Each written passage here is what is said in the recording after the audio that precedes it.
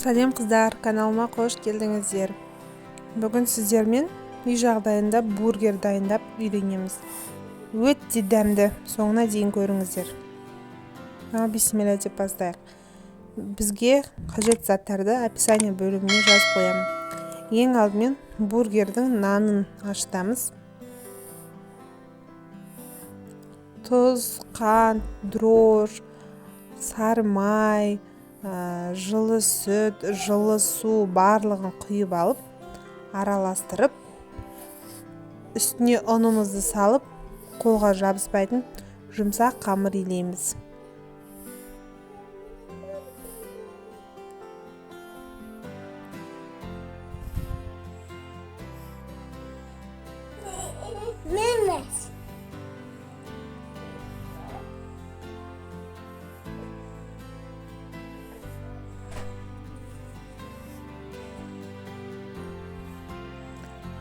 Міне қыздар, қолымызға жабыспайтын жұмсақ қамыр.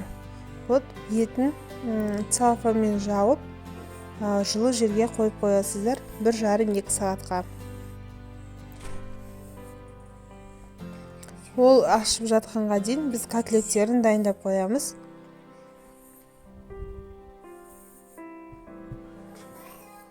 Котлеттер менікі 2 түрлі цвет деп жүрмеңіздер. Алдын морозилькте тұрған, біреуі свежий котлет.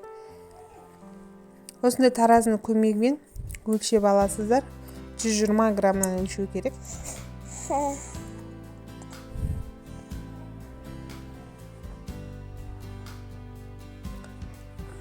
Салфеткаға салмаңыздар, достар. Мен салфеткаға салып едім, асты жабысып қалды, 2 түрлік болды. Сол үшін сіздерге салфеткаға салмауды кеңес етемін. Сөйтіп котлеттерімізді морозилькке жарты сағатқа салып қоямыз. Оны істеп болғанша біздің қамырымыз ашыды. Соны 90 граммнан өлшеп пісіріп аламыз. Міне достар, көріп тұрғандарыңыздай жұмсақ, нәзік, жұмсақ булочкалар пісті. Одан соң жаңағы жарты сағатқа салған морозильниктегі котлетімізді алып, осылай астына кішкене су құйып, май құйып, екі жағын бірдей етіп қуырып аламыз.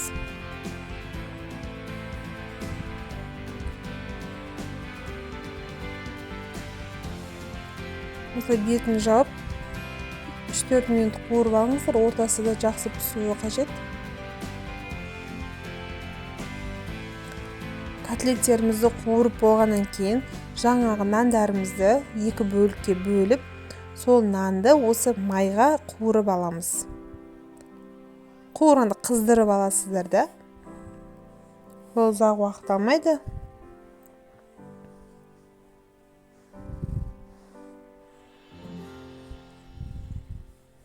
Содан соң горчица, кетчуп, майонезді салып, жақсылап араластырамыз.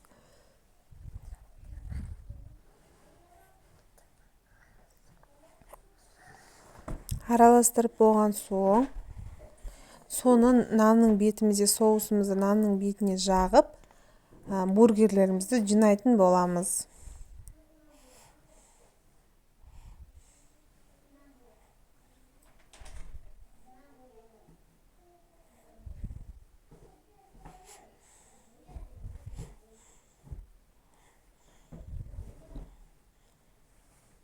Арнайы бургердің сырын алсаңыздар да болады.